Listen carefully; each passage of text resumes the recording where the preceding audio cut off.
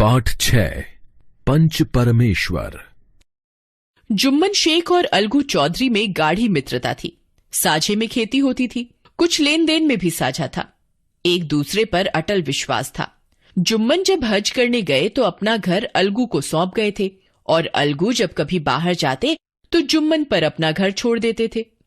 जुम्मन शेख की एक बूढ़ी खाला थी। उनके पास थोड़ी सी मिल्कियत थी, परंतु निकट संबंधियों में कोई न था। जुम्मन ने लंबे चौड़े वायदे करके वह मिल्कियत अपने नाम करा ली थी। जब तक दान पत्र की रजिस्ट्री ना हुई तब तक खाला जान का खूब आदर सत्कार किया गया। उन्हें खूब स्वादिष्ट पदार्थ खिलाए गए। हलवे पुलाव की वर्षा सी की गई, पर रजिस्ट्री की मुहर ने इन खातिरदारियों पर भी मानो मुहर लगा दी। जुम्मन की पत्नी करीमन रोटियों के साथ कड़वी बातों के कुछ तेज तीखे सालन भी देने लगी। जुम्मन शेख भी निठुर हो गए। अब बेचारी खाला जान को प्रायः नित्य ही ऐसी बातें सुननी पड़ती थीं।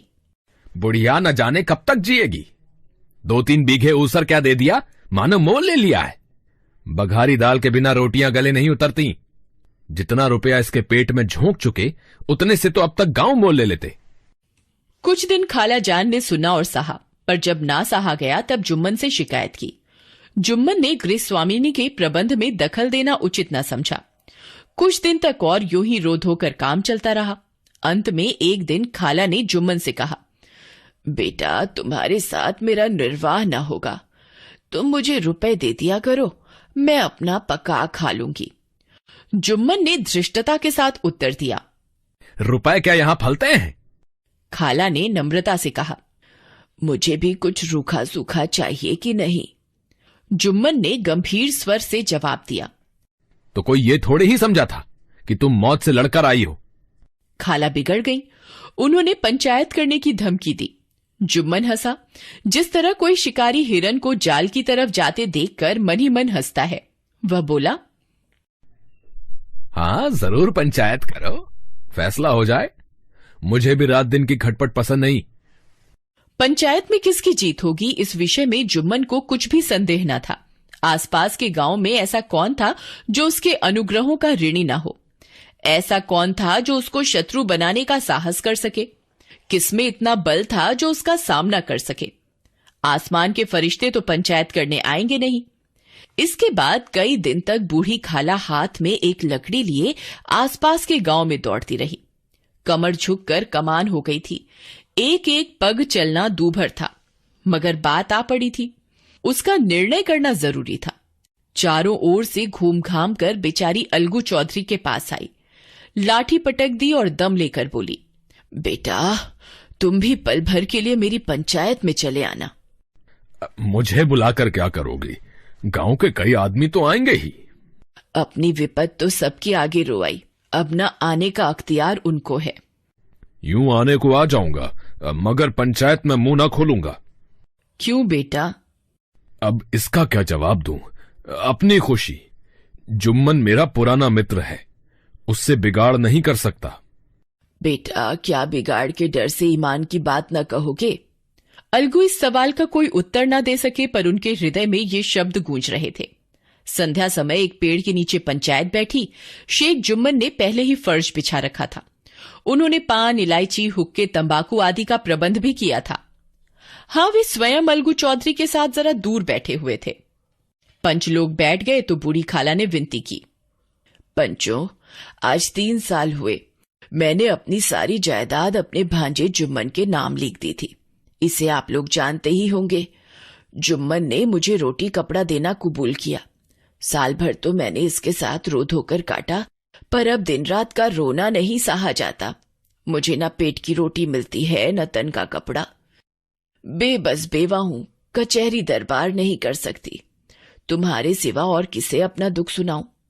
तुम लोग जो राह निकाल दो उसी राह पर चलूं। अगर मुझ में कोई ऐब देखो तो मेरे मुंह पर थप्पड़ मारो। जुम्मन में बुराई देखो तो उसे समझाओ कि क्यों एक बेबस की आह लेता है। मैं पंचों का हुक्म सिर माथे चढ़ाऊंगी। रामधन मिश्र, जिनके कई असामियों को जुम्मन ने अपने गांव में बसा लिया था, बोले, जुम्मन मियां किसे पंच बदते हो? अभी से इसका निपटारा कर लो, फिर जो कुछ पंच कहेंगे वही मानना पड़ेगा।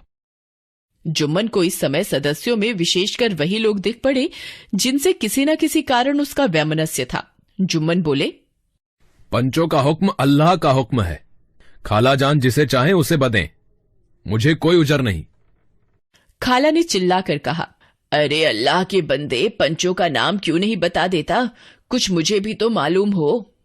जुम्मन ने क्रोध से कहा, अब इस वक्त मेरा मुंह ना खुलवाओ, तुम्हारी बन पड़ी है, जिसे चाहो पंच बदो। खाला जान जुम्मन के आक्षेप को समझ गईं।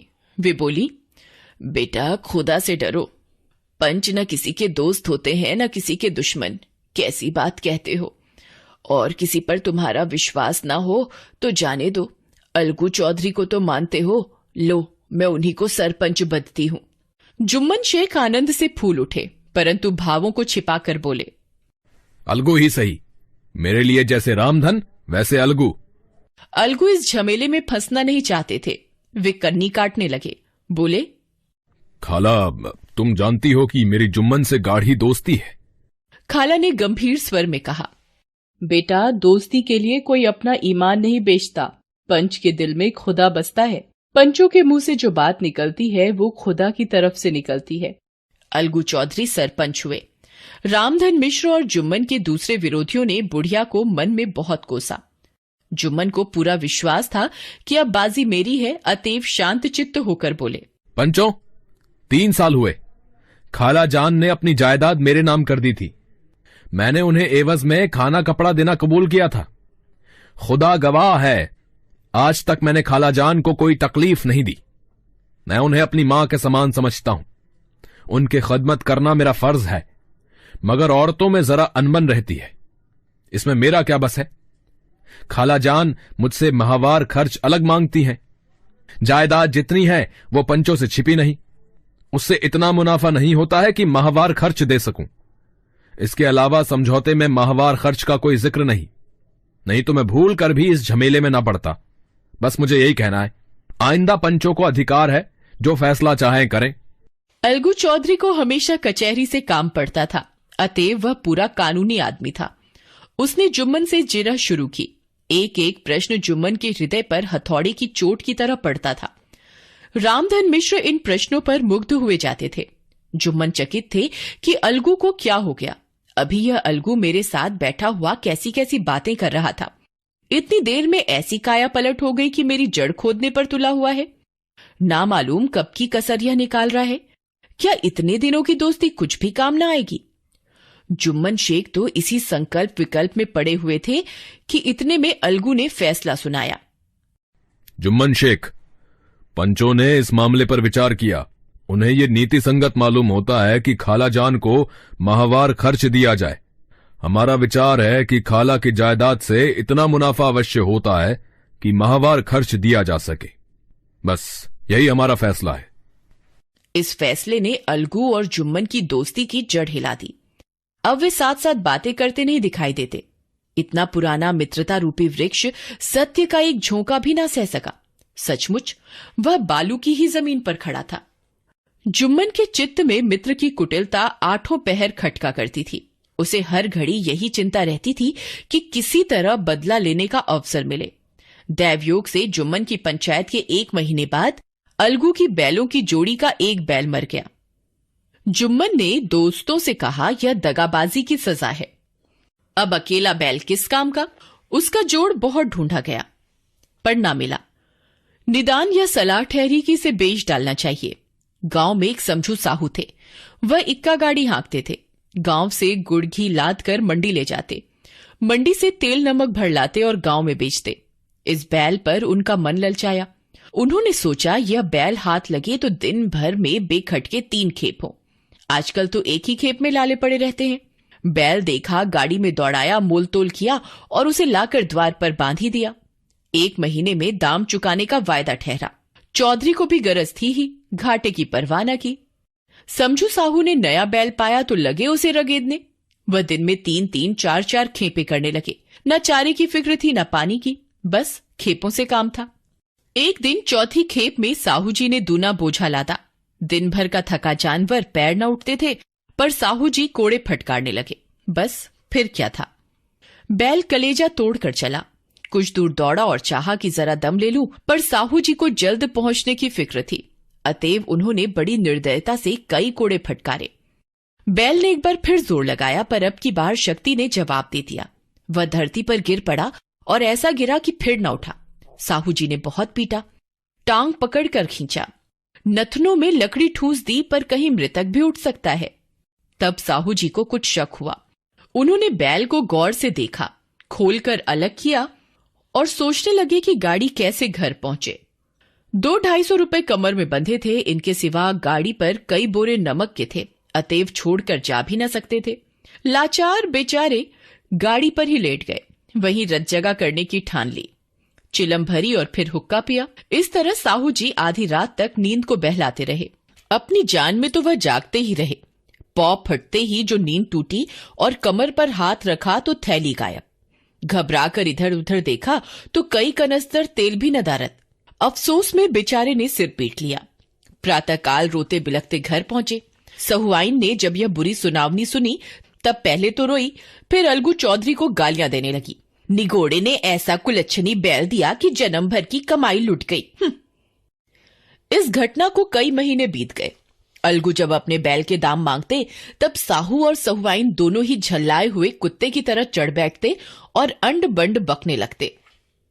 वाह, यहां तो सारे जन्म की कमाई लुट गई, सत्यानाश हो गया।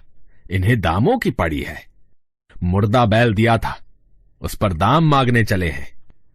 परंतु अलगू चौधरी के लिए 150 रुपए से इस तरह हाथ धो लेना आसान न था। एक बार वे भी गर्म हो उठे। शोरगुल सुनकर गांव के भले मानस जमा हो गए। उन्होंने दोनों को समझाया।